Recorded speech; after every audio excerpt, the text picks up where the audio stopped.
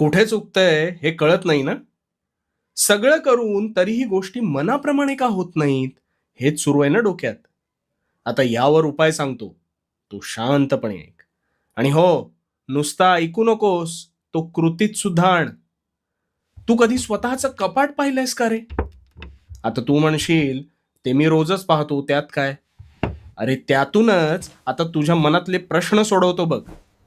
ते जे तुझं कपाट आहे, ते प्रचंड भरलेलं असेल ना?